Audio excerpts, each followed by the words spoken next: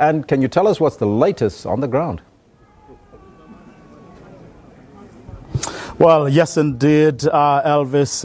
Voting started as soon as the polls opened at about 6 a.m. this morning, and Burundi have indeed been voting. We've just witnessed another leader who just cast his ballot, and it is indeed the chairperson of the ruling party, the CNDD-FDD, Mr. Pascal Nyabenda. Welcome, sir, and thank you very much for joining us. Well, you just cast your vote. Your party's expectations?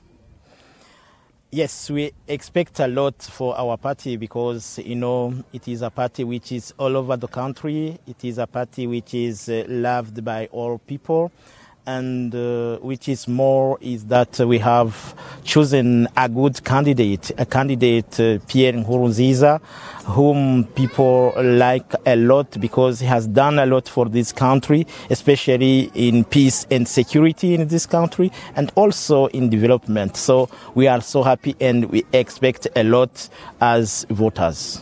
Well, this, of course, coming on the back of a statement released yesterday by the United Nations Secretary General Ban Ki-moon, who urged Burundians to make sure that there is indeed peace throughout this election, but perhaps more importantly, that you as the ruling party, together, of course, with the opposition, continue with your commitment to talks and making sure that Burundi are united beyond this election. And the violence that we've seen in the run-up to this election, you guys put an end to it. Yes, of course. So we have started the dialogue with opposition, and we continue that dialogue.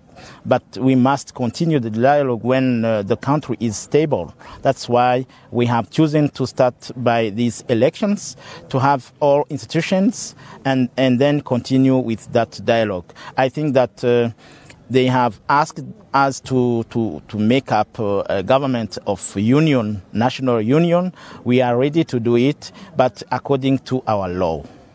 Now, you hinted yesterday when we had our conversation that you were also looking at the possibility of an olive branch where to your former members who may have distanced themselves from the initiative of getting Pierre Nkurunziza back running again, but also other people from the opposition who have since left the country. Can you talk us through that consideration as well? Yes, of course. Leaders of our party will sit together to see what to do.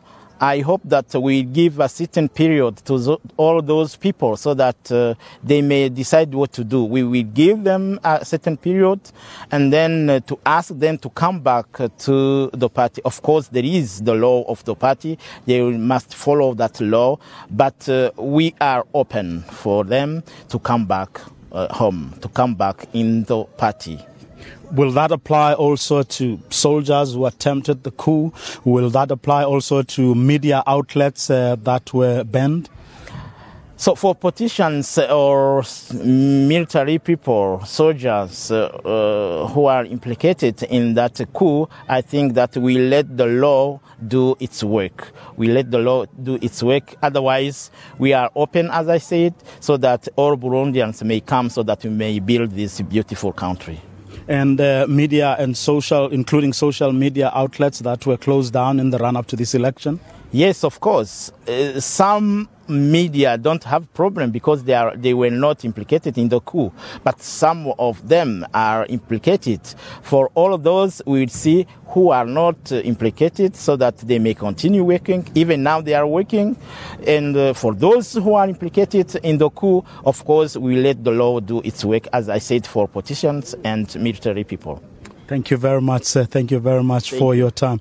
Well, the chairperson of the governing party here in Burundi, the CNDD-FDD, talking us through some of the considerations that are on the table as his party seeks to ensure that beyond this election, peace does indeed prevail in Burundi. Well, we'll keep on updating you throughout the day as Burundi take to the polls for yet another presidential election. For now, though, it's back to you, Elvis, in studio.